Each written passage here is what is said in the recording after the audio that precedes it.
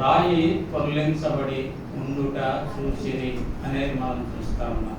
కాబట్టి ప్రభువు చెప్పినటువంటి ఆ మాట, నేను మరణించి 3వ దినాన తిరిగి లేస్తాను అని చెప్పినటువంటి ఆ మాట జ్ఞాపకం చేసుకొని ఆ యొక్క స్త్రీలు ఉదయకాలాన్నే ఆ యొక్క సమాధి వద్దకు రావటం అనేది మనం చూస్తా ఉన్నాం. అందుకే 2వ వచనంలో వారు ఆదివారమున పెందలకడ లేచి బయలుదేరి సూర్యోదయమైనప్పుడు సమాధి వద్దకు. కాబట్టి మనం ఇక్కడ చూస్తా ఉన్నటువంటి మాట ఏంటిదంటే, ఆదివారం ఎలా వచ్చారు వాళ్ళు? ఉదయాన్నే లేచి బయలుదేరి, అంటే బయలుదేరటం అంటే సిద్ధపడి అనేది మనం చూస్తాం. కాబట్టి ఆదివారం కనీసం ప్రభు దినమైనా మనం పెందల కాడ లేచి మనం దేవుడి మందిరం కొరకై సిద్ధపడేటువంటి వారంగా ఉండాలనేది మనం చూస్తా ఉన్నాం. కాబట్టి ఆ రీతిగా వారు పెందలక్కడ ప్రభుని చూసేదాని కొరకై వచ్చినట్లుగా మనం చూస్తాం. అక్కడికి వచ్చి చూసినప్పుడు వారు వచ్చి కన్నులెత్తి చూడగా రాయి పొర్లింపబడి ఉండుట చూసి. కాబట్టి ఈ దినం మనం పొర్లింపబడి ఉండుట లేదా రాయి దొర్లింపబడి ఉండుట, రోల్డ్ అనేటటువంటిది మనం చూడాలనేది దేవుని తలంపుగా చూస్తా ఉన్నాం. కాబట్టి రాయి పొర్లింపబడి ఉన్నది అంటే దానిలో చూసినటువంటి వారికి ఏమి కనబడింది అంటే, అక్కడ ప్రభు వారు లేనట్లుగా మనం చూస్తాం. దేవుని యొక్క దూతలు అక్కడ కూర్చొని ఉండటం మనం గమనిస్తాం. అంటే ప్రభు పునరుద్ధానుడైనటువంటి దానికి సాదృశ్యంగా మనము ఆ రాయి పొర్లించబడినట్లుగా మనం చూస్తాం. అయితే ఒకవేళ రాయి పొర్లించబడి ఉండకపోతే ప్రభు లేచి బయటికి రాలేడా అంటే, రాయి ఇలాంటివేవి కూడా లేచినటువంటి దేహానికి, అంటే మహిమా దేహానికి ఇలాంటివేవి కూడా అడ్డంకి కాదు అనేది మనం చూడగలం. అందుకే యోహాను సువార్త 21వ అధ్యాయంలో మనం చూస్తాం. యోహాను సువార్త చూడండి, యోహాను సువార్త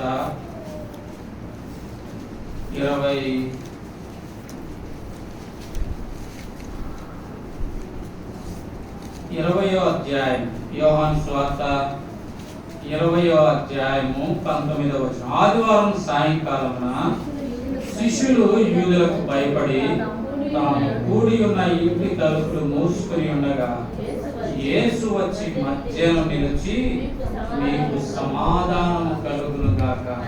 అంటే తలుపులు మూసివేసి ఉన్నప్పుడు ఆయన వచ్చి వారి మధ్య నిలబడినట్లుగా మనం చూడాలి.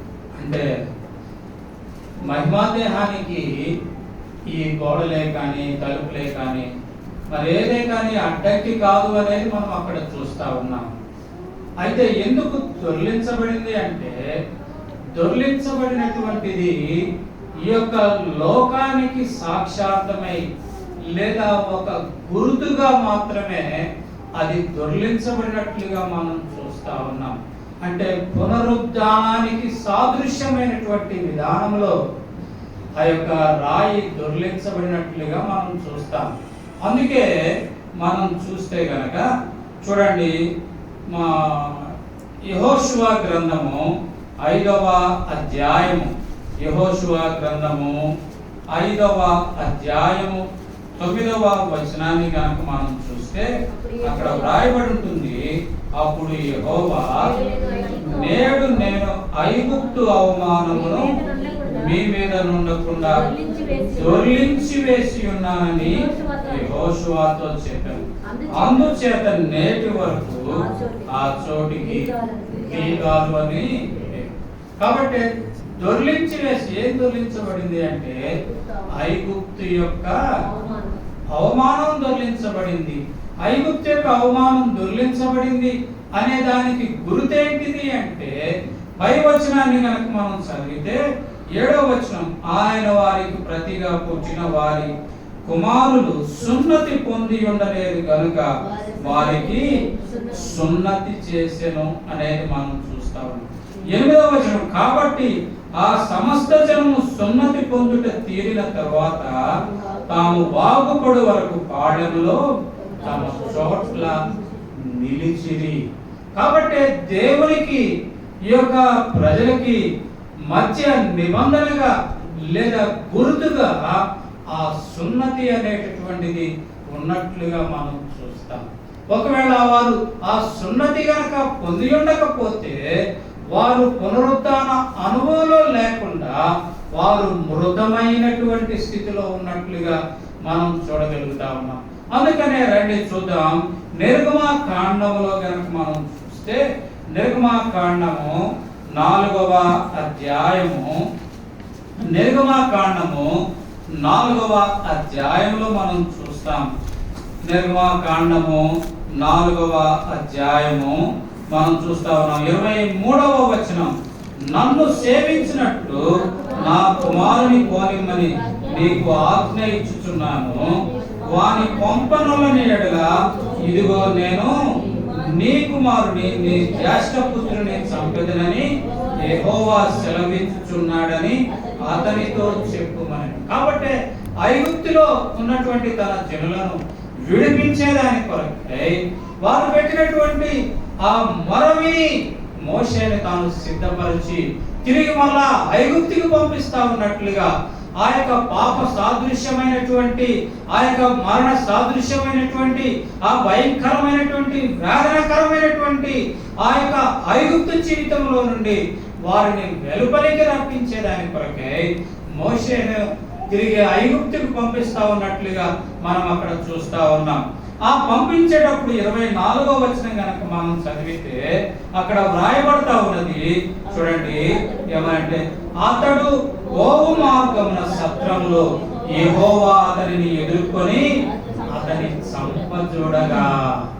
ఎందుకండి మోషేని సిద్ధపరుస్తూ వచ్చాడే 40 సంవత్సరాల పాటు అరణ్యంలో ఉంచి ఆ యొక్క కాపరి లక్షణాలన్నీ ఆ యొక్క మోషేకి అలవరిచి మోషేని పిలిచి ఆ యొక్క మండుచున్నటువంటి ఆ పొదలో ప్రత్యక్షమై మోషేని పిలిచి, ఇదిగో మోషే మోషే నువ్వు నా ప్రజలైనటువంటి ఐగుప్తు ప్రజల్ని విడిపించేదాని కొరకై నువ్వు వెళ్ళాలి అంటే అది ఎన్నో సాకులు చెప్పినప్పటికీ కూడా కాదు అని చెప్పి అతనిని సిద్ధపరిచి పంపిస్తా ఉంటే వెళ్తా ఉన్నటువంటి ఆ మోషేని చంపటానికై ప్రభువారే మళ్ళా ప్రయత్నించినట్లుగా మనం చూస్తాం. కారణం ఏంటిది అంటే ఏంటి కారణం అంటే మనం ఆ తర్వాత వచనం కనుక చదివితే చూడండి, ఆ తర్వాత వచనం 25వ వచనం, సిప్పోరా వాడిగల రాయి తీసుకొని తన కుమారునికి సున్నతి చేసి అతని పాదము యొద్ద అది పడవేసి, నిజంగా నీవు నాకు రక్త సంబంధమైన పెనుమిటి వైద్యుని అంతటా ఆయన అతనిని. ఎందుకు మోషేని చంప చూశాడు అంటే కారణం ఏంటంటే మోషే యొక్క బిడ్డకి సున్నతి చేయించాలి. ఆ కారణం చేత మరణ సంబంధమైనటువంటి వాసన, మృతమైనటువంటి స్థితి వారి జీవితంలో ఉంటా ఉంది. ఆ కారణం చేత ప్రభు అలాంటిది అంగీకరించడు. తన పని మీద తన కొరకై ఉపయోగపడేటటువంటి వారు అట్టి స్థితి కలిగి ఉండటాన్ని దేవుడు ఏ మాత్రమే కానీ ఇష్టపడడు. ఆ కారణం చేత సిప్పోరా తెలివిగలిగినటువంటి సహోదరి, ఆ సిప్పోరా వెంటనే ఏం చేస్తూ వచ్చిందంటే తన భర్తను చంపడానికి దేవుడే ప్రయత్నిస్తా ఉన్నప్పుడు చూచి తనకు వెంటనే జ్ఞాపకం వచ్చింది. జ్ఞానం కలిగినటువంటి ఆ సిప్పోరా, అయ్యో నా బిడ్డకు నేను సున్నతి చేయించలేదని వెంటనే అక్కడ వాడిగల రాయి తీసుకొని ఆ బిడ్డకి సున్నతి చేయటం ద్వారా ఆ యొక్క మరణకరమైన పరిస్థితి నుండి ఆ యొక్క మోషే ఆ కుటుంబం తప్పించబడినట్లుగా మనం చూస్తాం. అందుకే మనం గనక గమనిస్తే ఆది కాండములో దేవుడు అబ్రహాముతో చెప్తూ వచ్చాడు. ఆది కాండము రండి చూద్దాం. ఆది కాండము మనం గనక గమనిస్తే ఆది కాండము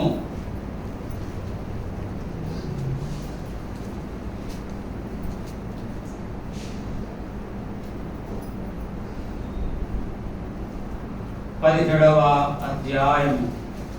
ఆది కాండము 17వ అధ్యాయం 9వ వచనం. మరియు దేవుడు నీవు మాత్రమే కాక నీ తరువాతి వారి తరములలో నీ సంతతియు నా నిబంధనను గైకొనవలెను. నాకును నీకును నీ తరువాత నీ సంతతికి మధ్య మీరు గైకొనవలసిన నిబంధన ఏదనగా మీలో ప్రతి మగవాడు. కాబట్టి సున్నతి అనేటటువంటిది మనం చూస్తాము. ఆత్మ సంబంధమైనటువంటి పునరుద్ధాన అనుభవానికి సాదృశ్యంగా మనం చూస్తాం. అంటే దేవుని ప్రజలకు మధ్య అది సున్నతి అనేటటువంటిది మనం చూస్తా ఉన్నాం. ఎప్పుడు ఆ సున్నతి చేయాలి అంటే బిడ్డ పుట్టిన 8వ దినాన్నే సున్నతి చేయాల. అందుకే అక్కడ వ్రాయబడుతూ ఉంది చూడండి 12వ వచనం. 8 దినముల వయసు గలవాడు అనగా నీ ఎంట పుట్టిన వాడైనను నీ సంతానము కాని అన్యుని యొద్ద వెండితో కనబడిన వాడైనను మీ తరములో ప్రతి మగవాడు మీలో. కాబట్టి మోషే ఆ రీతిగా తన బిడ్డకి సున్నతి చేయని కారణం చేత ఏ దేవుడైతే తన ప్రజలను విడిపించడానికై మోషేని పంపిస్తూ వచ్చాడో అదే దేవుడు తనను చంపడానికి ప్రయత్నించాడు. కారణం ఏంటిదంటే తన జీవితంలో నిబంధనను తాను మరిచిపోయినట్లుగా, ఆ కారణం చేత మృతమైనటువంటి ఆ స్థితి వారి జీవితంలో ఉన్నట్లుగా మనం చూస్తా ఉన్నాం. ఆ కారణంగానే చంపటానికి ప్రయత్నించినట్లుగా మనం చూస్తాం. కనుక ప్రియమైన సహోదరి, ప్రియమైన సహోదరుడా, ఈనాడు ఈ సున్నతి అనేటటువంటిది ఏ రీతిగా అయితే ఒక గుర్తుగా పునరుద్ధారానికి. అందుకే రండి చూద్దాం. రోమీలకు రాసినటువంటి పత్రిక మనం చూద్దాం. 4వ అధ్యాయం అనుకుంటాను. చూడండి, రోమీలకు రాసినటువంటి పత్రిక 4వ అధ్యాయము 11వ వచనం.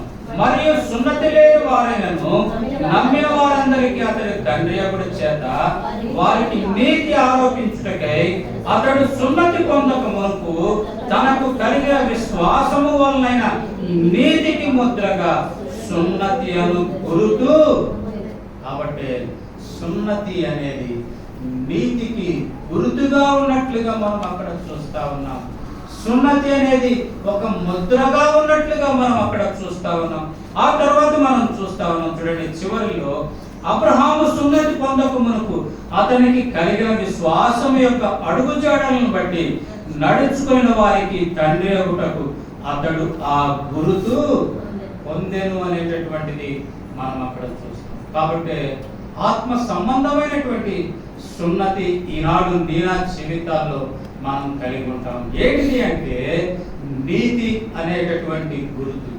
నీతి అనేటటువంటిది మనం పొందినట్లుగా మనం చూస్తాం. ఎలా ఆ నీతి అనేటటువంటిది పొందాము అంటే ఇక్కడ రండి మనం చూద్దాం. ఈ యొక్క రోమీలకు రాసినటువంటి పత్రిక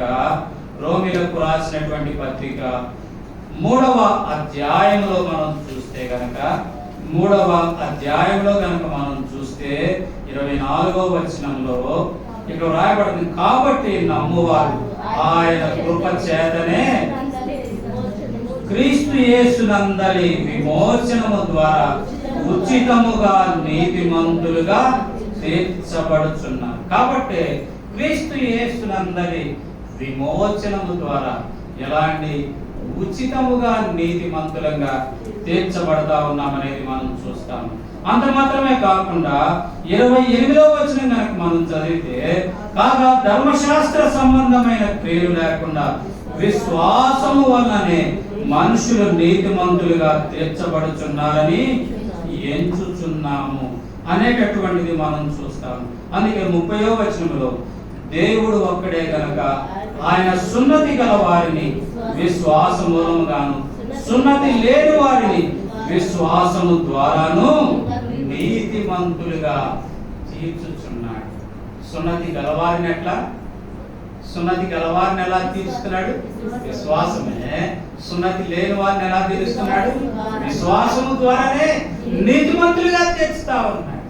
కాబట్టి ఆ నీతిమంతత్వానికి, ఆ విశ్వాసానికి ఆ గుర్తుగా ఆ సున్నతి అనేది ఉన్నట్లుగా మనం చూడగలం. ఆ కారణం చేత ప్రభువారు లేచాడు అనేటటువంటి దానికి గుర్తుగానే ఆ రాయి దొర్లించబడింది అనేది మనం చూస్తాము. కాబట్టి ఆనాడు ఇశ్రాయేలు ప్రజలు ఆ యొక్క ఐగుప్తులో నుండి బయటికి వచ్చిన తర్వాత ఆ కనానులో ప్రవేశించడానికి ముందుగా ఆ యోర్దాను దాటిన వెంటనే వారి జీవితాల్లో సున్నతి ఆచరించినట్లుగా మనం చూస్తాం. సున్నతి అనేటటువంటిది దొర్లించబడింది అంటే పాపము, ఆ యొక్క ఐగుప్తు నింద, ఐగుప్తు యొక్క అవమానము, ఐగుప్తు యొక్క పాపము దొర్లించబడిన దానికి సాదృశ్యంగా మనం చూస్తాము. అయితే ప్రశ్న ఏంటిది అంటే, ఈనాడు నీనా జీవితంలో అట్టి దొర్లించబడిన అనుభవం కలిగిన వారంగా మనం ఉంటా ఉన్నామా లేదా అనేటటువంటిది ప్రశ్న. అయితే దొర్లించబడిన అనుభవం మన జీవితంలో ఉంటే మనము కలిగి ఉండేటటువంటి లక్షణాలు ఏంటిది అనేది ఒక 2-3 లేదా ఒక 4-5 క్లుప్తంగా చూసి ముగించుకోవడానికి ప్రయత్నం చేద్దాం. ఒకవేళ దొర్లించబడిన అనుభవం, ఆ పునరుద్ధాన అనుభవం కనుక మన జీవితంలో లేకపోతే మనం ఇంకా మృతమైన స్థితిలోనే ఉన్నాము. మనం ఇంకా ఆ పాపపు స్థితిలోనే ఉన్నామని. పాపపు స్థితి అంటే పాపము వలన వచ్చు జీతము అంటే మృత స్థితిలోనే ఉన్నామనేది మనం గమనించాలనేది దేవుని ఆశ. ఏంటిది ఆ గుర్తులు అంటే రండి మనం చూద్దాం. మొదటిదిగా మనం కనుక చూస్తే అక్కడ వ్రాయబడతా ఉంది చూడండి. కీర్తన గ్రంథము 115వ అధ్యాయము 17వ వచనం. కీర్తన గ్రంథము 115వ అధ్యాయము 17వ వచనం.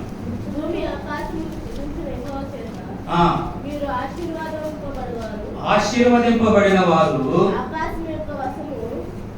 కీర్తన గ్రంథము 115వ అధ్యాయము. మృతులను మౌన స్థితిలోనికి దిగువారును యెహోవాను స్తుతింపరు. అంటే దొర్లించబడిన అనుభవం గనక మన జీవితంలో ఉంటే మనం చేసేటటువంటి మొదటి పని ఏంటిది అంటే, ఏ పని చేస్తాము? దేవునిని స్తుతించే వారంగా మనం ఉంటాం. ఒకవేళ మన జీవితంలో దొర్లించబడిన అనుభవం లేకుండా ఉంటే, మృతమైన స్థితిలోనే ఉంటే మనము ప్రభుని స్తుతించగలిగిన వారంగా మనం ఉండలేము అనేది మనం అక్కడ చూస్తాం. కాబట్టి మొదటి గుర్తు ఏంటంటే, నా జీవితంలో మనం ప్రభుని స్తుతించగలుగుతా ఉన్నామా లేదా అనేది మనము ప్రశ్నించుకోవాలి. ప్రభుని మనం స్తుతించాలనేది దేవుని యొక్క ఆశగా మనం చూస్తా ఉన్నాం. పరలోకములో ఉండేటటువంటిది ఆ యొక్క ఒక్క స్తుతి ఆరాధన అనేటటువంటిది మనం చూస్తా ఉన్నాం. దాని కొరకై ఈ లోకంలో నిన్ను నన్ను సిద్ధపరుస్తా ఉన్నట్లుగా మనం చూస్తా ఉన్నాం. స్తుతి యాగం అర్పించువాడు దేవుడిని మహిమపరుచుచున్నాడు అనేది మనం చూస్తాం. కీర్తన గ్రంథం 50వ అధ్యాయంలో మనం చూస్తాం. కాబట్టి స్తుతి యాగము అంటే ప్రభుని స్తుతించేటటువంటి ఆ యాగము అంటే బలి. ఆ యొక్క అందుకే మనం హెబ్రీ పత్రికలో మనం చూస్తాం, జిహ్వా ఫలము అర్పించటమే స్తుతి యాగము అనేటటువంటిది మనం చూస్తాం. అంటే నోటి ద్వారా మనము దేవునిని స్తుతించటం అనేది ప్రభు ఆశపడతా ఉన్నట్లుగా మనం చూస్తాము. అయితే ప్రభువారు ఎంత విచారం అంటే, ప్రభువారు ఇక్కడ మాట్లాడుతూ ఉన్నటువంటి మాట ఏంటిది అంటే, యెషయా గ్రంథము 20 చూడండి. యెషయా గ్రంథము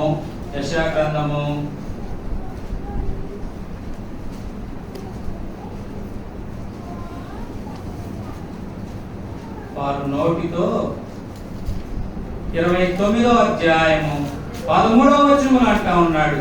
ప్రభు ఇలా సెలవిస్తున్నారు, ఈ ప్రజలు నోటి మాటతో నా యొద్దకు వచ్చున్నారు, పెదవులతో నన్ను గణపరుచుచున్నారు, కానీ తమ హృదయమును నాకు దూరము చేసుకొని ఉన్నారు.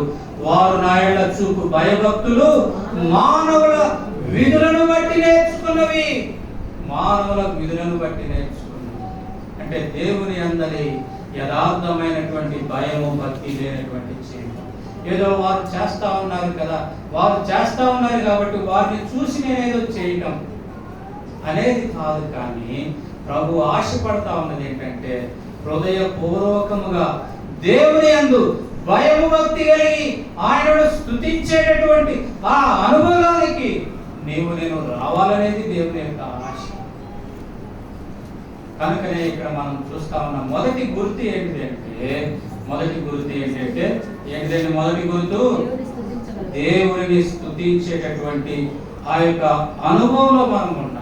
ఎందుకు ప్రభుని వారు స్తుతించలేకపోతా ఉన్నారు అంటే మనం చూస్తా ఉన్నాం కీర్తన గ్రంథం 6వ అధ్యాయము 5వ వచనంలో మనం చూస్తే గనక, కీర్తన గ్రంథం 6వ అధ్యాయము 5వ వచనంలో గనక మనం చూస్తే, ఎందుకు మరణమైన వారికి దేవుని గూర్చిన జ్ఞాపకం ఉండదు అంటే మృతమైన స్థితిలో ఉన్న వారికి ఏమన్నదంట, దేవుని గూర్చిన జ్ఞాపకం. ఆ కారణం చేత వారు దేవుని స్తుతించని వారుగా ఉంటారు. అందుకే మనం ఎఫెసీ పత్రికలో కూడా మనం చూస్తాం 2వ అధ్యాయంలో పాపముల చేత అపరాధముల చేత ఎలా ఉన్నామంటే చచ్చిన స్థితి. అంటే మనల్ని ఏం చేస్తా వచ్చినంటే పాపము అపరాధం అనేటటువంటిది మనల్ని పరుండబెట్టినట్లుగా చలనము లేనటువంటి స్థితిలోనికి తీసుకుని వచ్చినట్లుగా మనం చూస్తాం. తద్వారా దేవునిని మరిచిపోయేటటువంటి ఆ స్థితి, దేవునిని గురించిన జ్ఞాపకము లేకుండా జీవించేటటువంటి ఆ స్థితి, దేవుని మందిరాన్ని గురించినటువంటి భారము బాధ్యత లేకుండా ప్రవర్తించేటటువంటి ఆ స్థితి. ఆ కారణం చేత మృతమైన స్థితిలో ఉంటాము. ఆ కారణం చేతనే వారు ప్రభువుని స్తుతించలేని వారిగా. అందుకే మనం చూస్తాం రోమీయులకు రాసినటువంటి పత్రిక 1వ అధ్యాయంలో గనక మనం చూస్తే అక్కడ వ్రాయబడతా ఉంటుంది ఒక మాట. రోమీయులకు రాసిన పత్రిక 1వ అధ్యాయంలో గనక మనం చూస్తే అక్కడ మనం చూస్తాం, చూడండి ఒక మాట.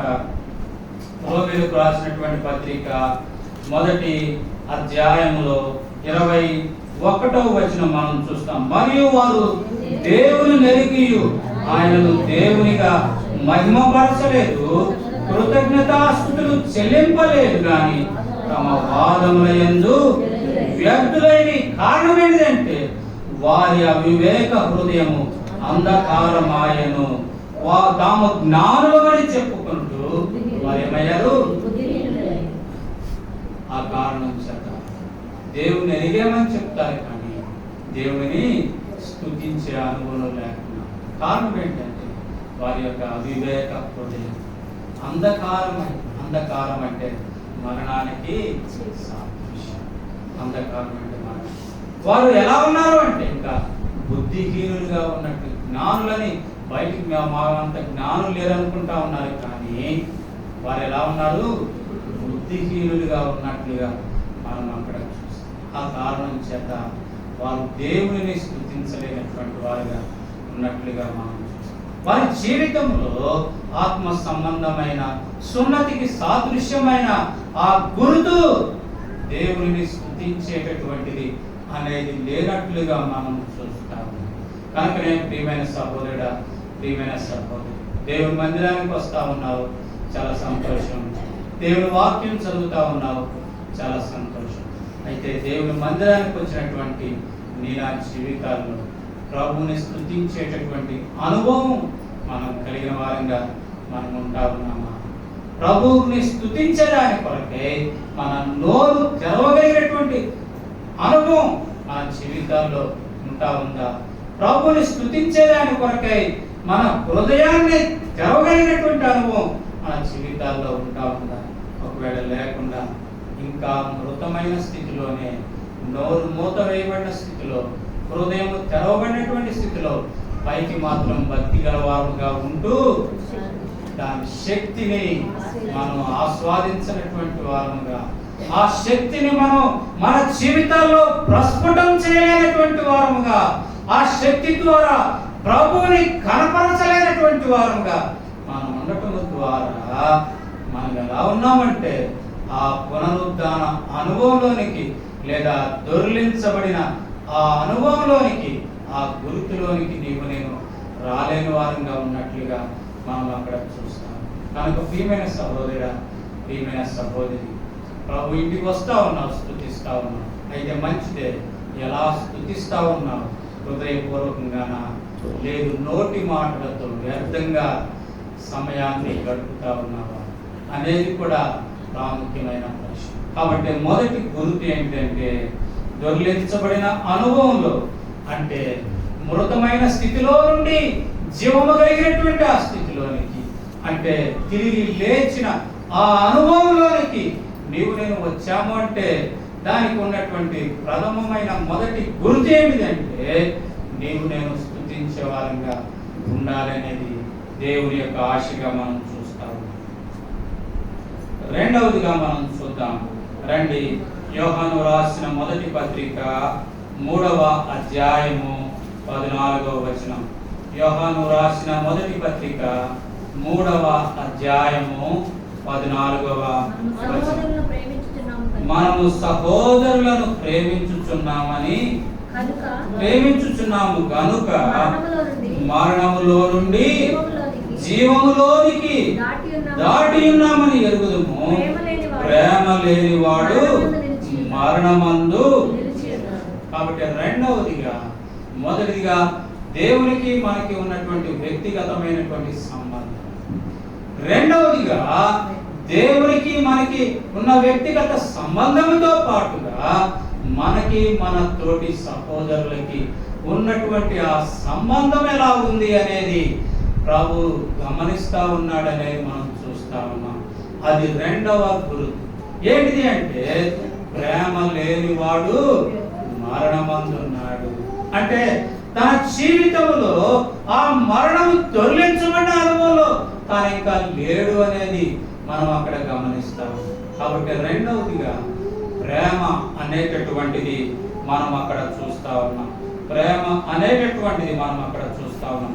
ఈ యొక్క మొదటి యోహాను పత్రికలో మనం చూస్తే 4వ అధ్యాయం 7-8 వచనాలు కనుక మనం చదివితే, ప్రియులారా మనం ఒకరినొకరు ప్రేమించుము, ఏలయనగా ప్రేమ దేవుని మూలంగా కలుగుచున్నది.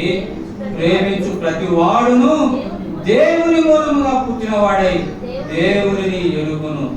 దేవుడు ప్రేమ స్వరూపి, ప్రేమ లేనివాడు. అక్కడ మనం గమనిస్తాం ప్రేమ. ఎందుకు మనం ప్రేమ కలిగి ఉండాలంటే దేవుడు ప్రేమ స్వరూపి. ప్రేమ లేనివాడు దేవుడిని ఎరిగిన వాడు కాడు అనేది మనం అక్కడ చూస్తా ఉన్నాం. అంత మాత్రమే కాకుండా అక్కడ ఏం చూస్తా ఉన్నామంటే ఇక్కడ ప్రేమ అనేటటువంటిది ఎవరి వలన పుడుతుంది అంటే దేవుని వలన పుడుతుంది. కాబట్టి ప్రతి వాడు కూడా దేవుని మూలంగా పుట్టినవాడుగా ఉన్నాడు. అంటే అర్థం ఏంటిదంటే ప్రేమించేవాడుగా ఉన్నాడు అనేది.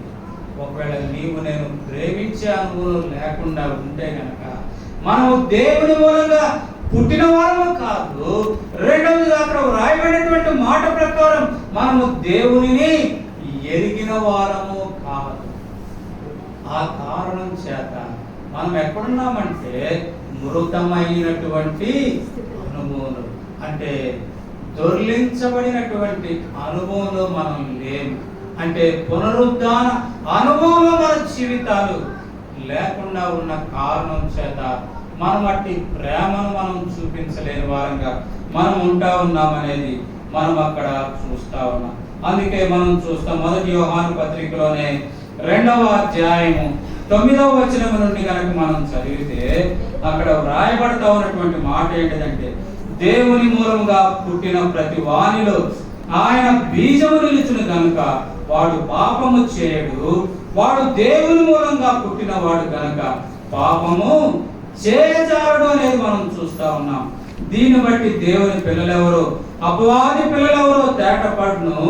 నీతి జరిగించని ప్రతి వాడును తన సహోదరుని ప్రేమింపని ప్రతి వాడును దేవుని సంబంధులు కారు అనేది మనం చూస్తా ఉన్నాం. అంటే ఇక్కడ మనం చూస్తా ఉన్నాం, చూడండి 9వ వచనం, దేవుని మూలముగా పుట్టిన వానిలో ఆయన బీజము నిలుచును. ఆయన బీజము నిలుచును అంటే మనం ఏం చేస్తాము? ప్రేమించే వారంగా ఉంటాము, పాపము చేయని వారముగా. కనుక ప్రియమైన సహోదరుడా, ప్రియమైన సహోదరు, రెండవదిగా మన సహోదరత్వం ఎలా ఉంది? ఇతరులను ప్రేమించే వారంగా ఉన్నామా, లేక ద్వేషించే వారంగా ఉన్నామా? ఆ కారణంగా మనం శత్రుత్వం చూపిస్తూ, ఆ కారణంగా మన సహోదరునిపై ఆ యొక్క నిందలు, ఆరోపణలు చేసే వారంగా మనం ఉంటా ఉన్నామా? కనుకనే ప్రియమైన సహోదరుడు, ఒకవేళ అలాంటి స్థితిలో కానీ నీవు ఉంటే నీవు ఇంకా మరణకరమైన స్థితిలో నీవు ఉన్నావనేది నువ్వు గమనించాలనేది దేవుని యొక్క ఆశగా మనం చూస్తాం. తద్వారా నీ జీవితంలో అట్టి పునరుద్ధాన అనుభవాలు లేవు అంటే దాని ఉద్దేశం ఏంటంటే నీవు నటించేటటువంటి జీవితాన్ని కలిగి ఉంటావు, నటించే జీవితాన్ని కలిగి ఉంటావు. కనుకనే ప్రియమైన సహోదరుడు, ప్రియమైన సహోదరి, అందుకే ఇక్కడ ఇదే అధ్యాయం ఇదే వచనంలో కనుక మనం చూస్తే ప్రేమించని వాడు ఎక్కడున్నాడు అంటే 11వ వచనం చూడండి, 2వ అధ్యాయము 11వ వచనం కనుక మనం చూస్తే అక్కడ వ్రాయబడతా ఉన్నది. చూడండి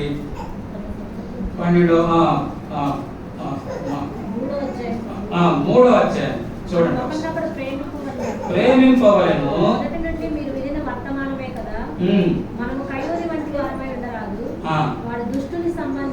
దుష్టుని సంబంధి అయి చంపెను.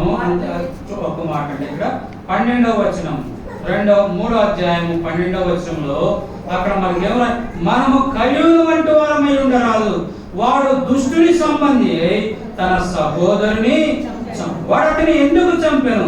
తన క్రియలు చెడ్డవనియు తన సహోదరుని క్రియలు నీతిగలమైనవి కదా అనేది మనం ఇక్కడ చూస్తా ఉన్నాం. కనుక ఎందుకు సహోదరుని చంపుతా ఉన్నారు? చంపటము అంటే ఏదో మనము అక్కడ కయ్యూను తన సహోదరుని రాయితో చంపాడు, అది లిటరల్ గా జరుగుతూ వచ్చింది. కానీ ఈనాడు మనం మన సహోదరుని చంపటం అంటే, మన సహోదరుని చంపటం అంటే ఏమన్నా చంపటం అంట, హత్యతో ఏది సమానం?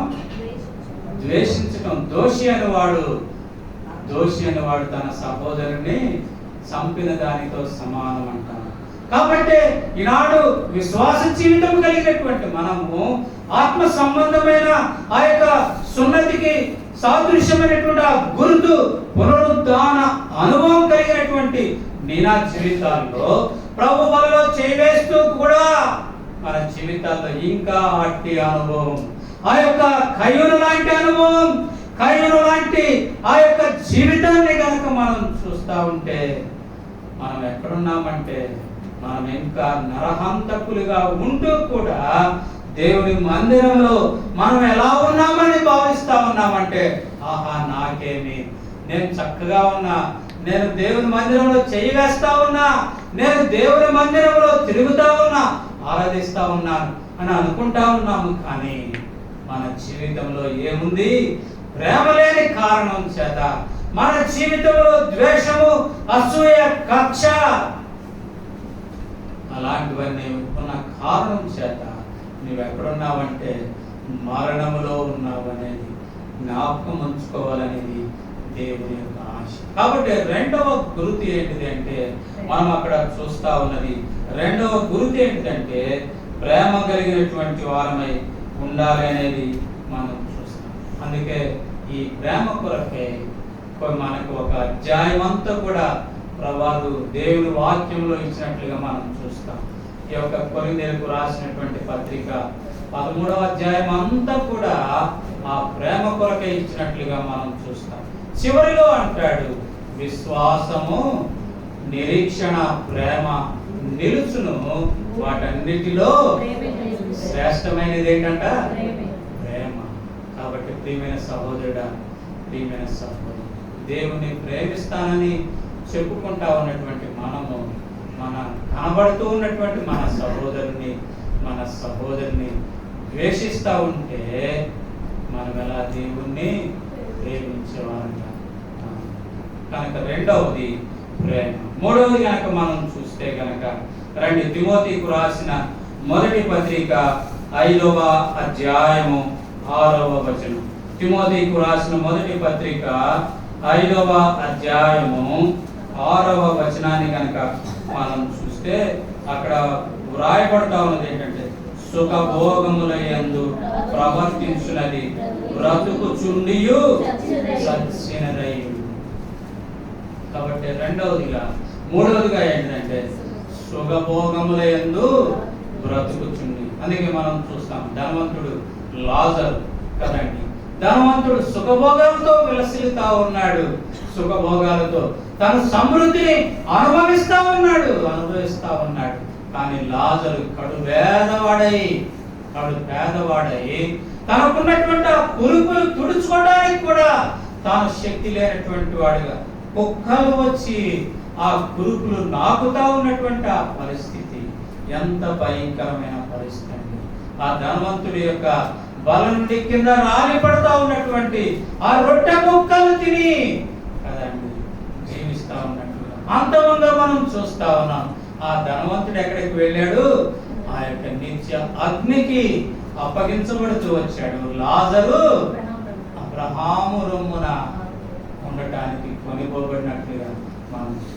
అందుకే బైబిల్ గ్రంథంలో రాయబడతా ఉన్నటువంటి మాట ఏంటిదంటే, బైబిల్ గ్రంథంలో రాయబడతా ఉన్నది, ఒంటే సూది బెచ్చములో దూరటమైన సులభంగా ఉంటుందేమో, కానీ ధనవంతుడు పరలోక రాజ్యంలో ప్రవేశించుట అసాధ్యము అంటారు.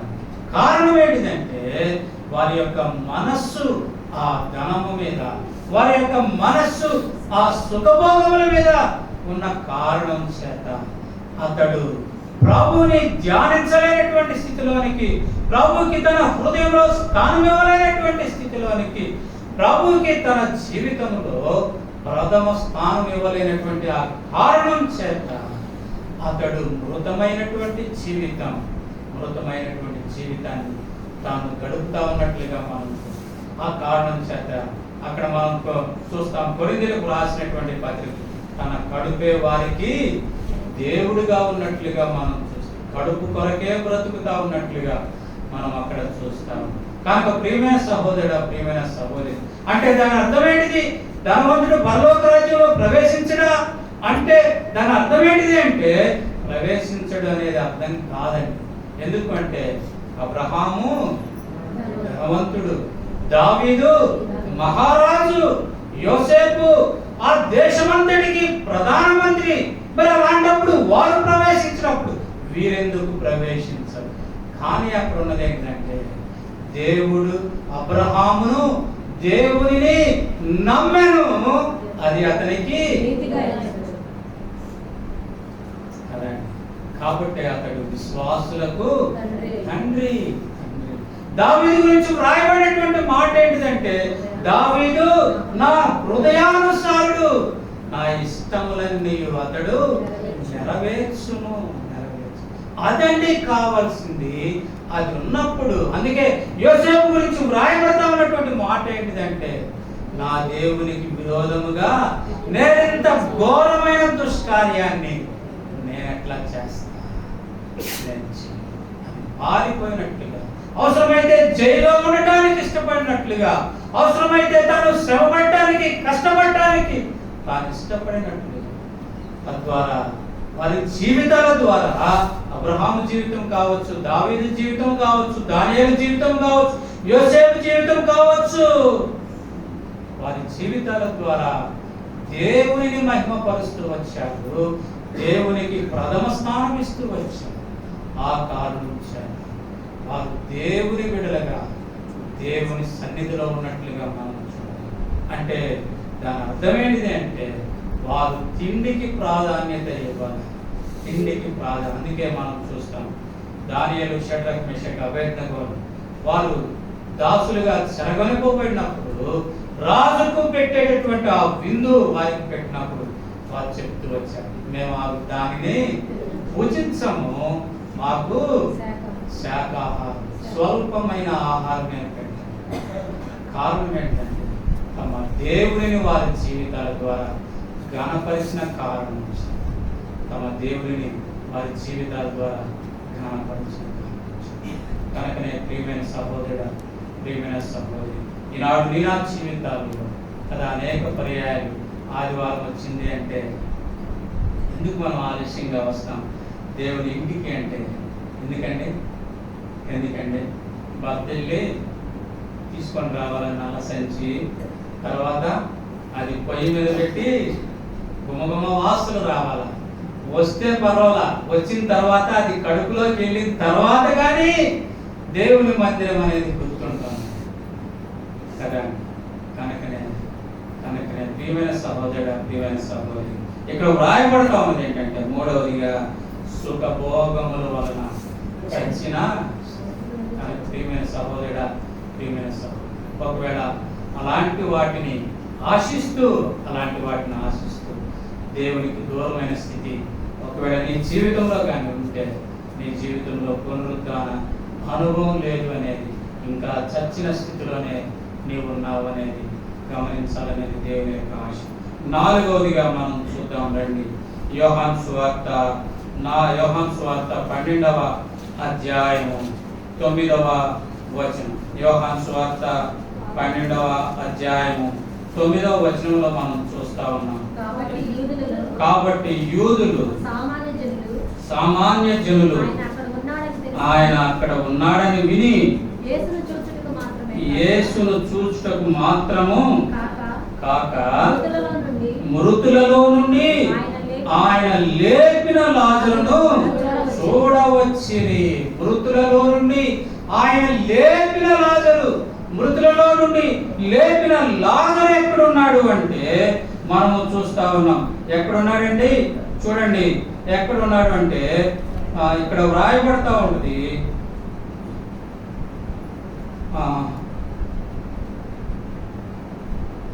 2వ వచనం, 12వ అధ్యాయం 2వ వచనంలో మార్త ఉపచారము చేసెను, లాజరు ఆయనతో కూడా భోజనమునకు కూర్చున్నాడు. ఎక్కడున్నాడండి? ఎక్కడున్నాడు? ఆయనతో అంటే ఆ సహవాసములో ఉన్నాడు. ఆ ప్రభు యొక్క సహవాసములో ఉన్నాడు అనేది అక్కడ మనం గమనించగలుగుతాము. చచ్చినటువంటి లాజరు ఆ సహవాసంలోనికి ఎలా వచ్చాడు అంటే ఆ చచ్చినటువంటి ఆ స్థితి. అందుకే ప్రభు వచ్చి అంటాడు, ఆ రాయి దొర్లించండి అంటే అంటది, ఏమంటదంటే అయ్యా 4 దినాలైంది, కంపు కొడుతుంది. కంపు కొట్టేటటువంటి ఆ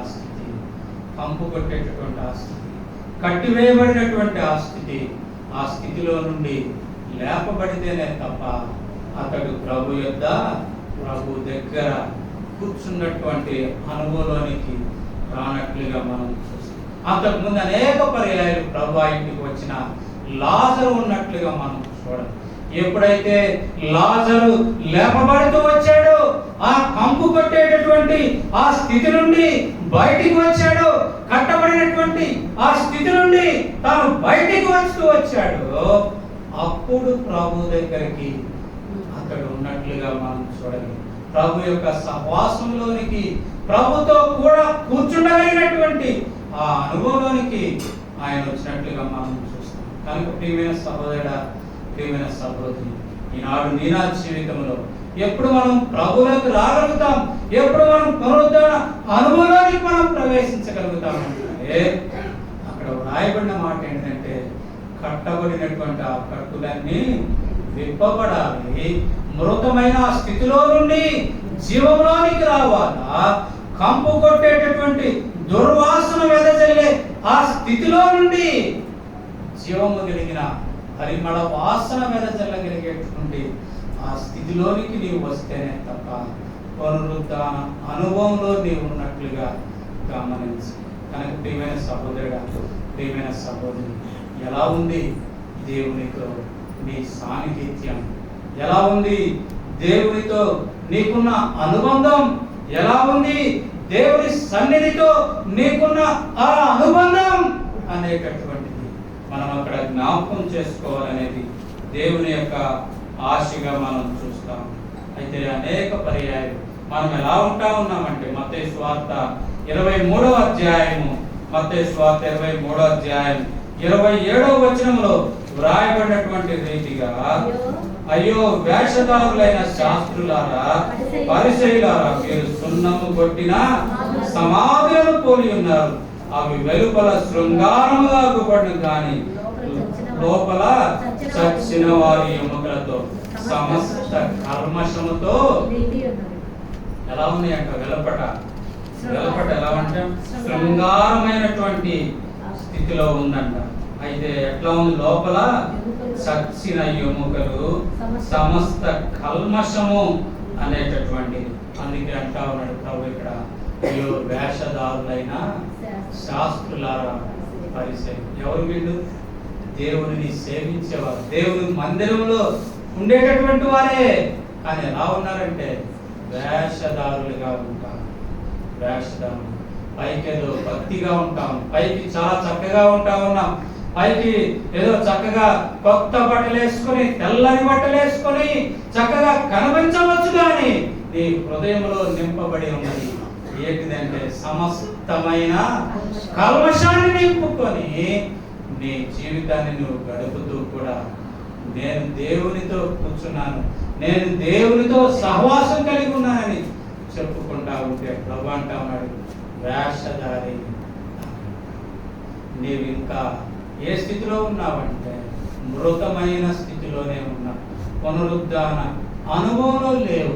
సున్నతికి సంబంధించిన ఆ గుర్తు దొర్లించబడినటువంటి ఆ అనుభవంలో నీవు లేవు అనేది గమనించాలి. చివరిదిగా 5వదిగా ఒక మాట చూసుకొని మనం ముగించుకోవడానికి ప్రయత్నం చేద్దాం.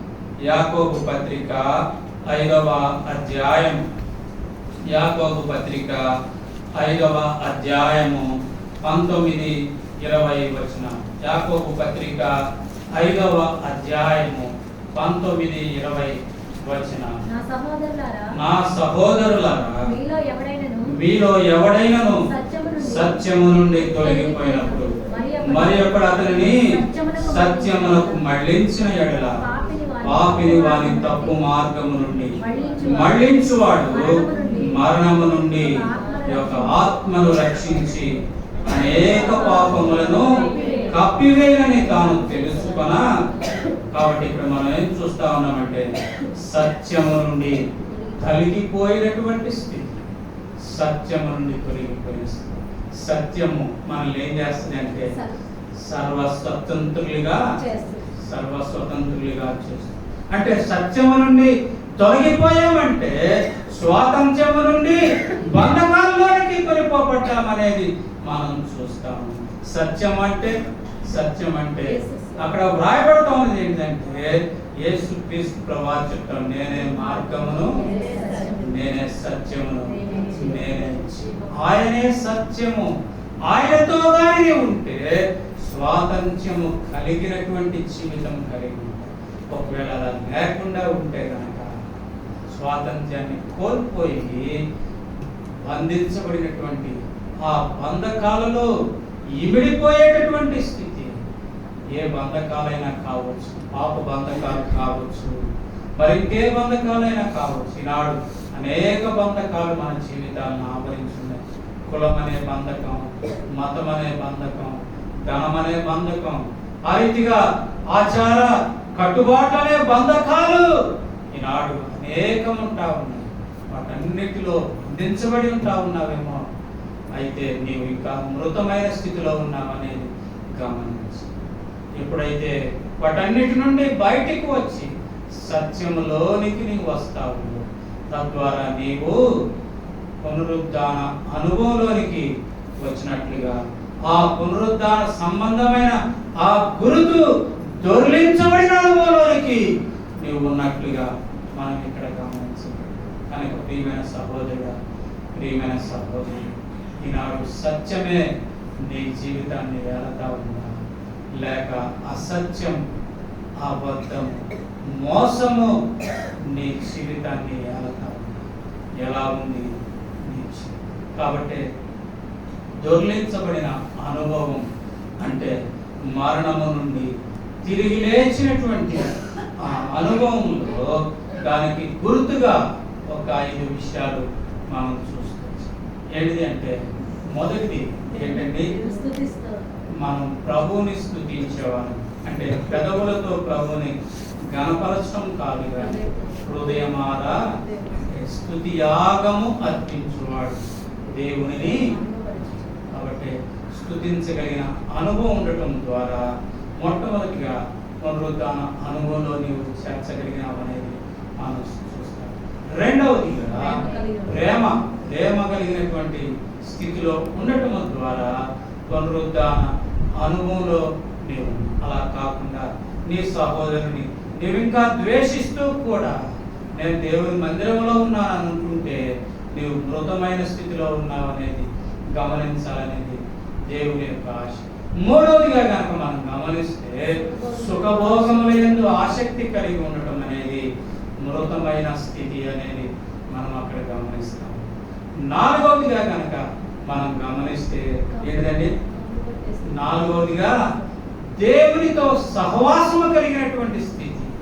అంటే ప్రభు సన్నిధానంలో ప్రభుతో కూడా గడపగలిగినటువంటి ఆ స్థితి అనేటటువంటిది నాలుగవదిగా మనం చూస్తాం. అలా కాకుండా ప్రభుతో సమయం గడపకుండా లోక సంబంధమైన వాటిలో మన సమయాన్ని గడుపుతూ ఉంటే గనక మనం మృతమైనటువంటి వాటిలో ఉంది. ఐదవదిగా చివరిదిగా ఏంటిది అంటే సత్యం. అందుకే అవునంటే అవును, కాదంటే కాదు అన్నదిగా మన జీవితం ఉండాలనేది దేవుని యొక్క ఆశ. ఇది 5 అనుభవం నీ ఆ జీవితాల్లో ఉండాలని ప్రభు ఆశిస్తాను.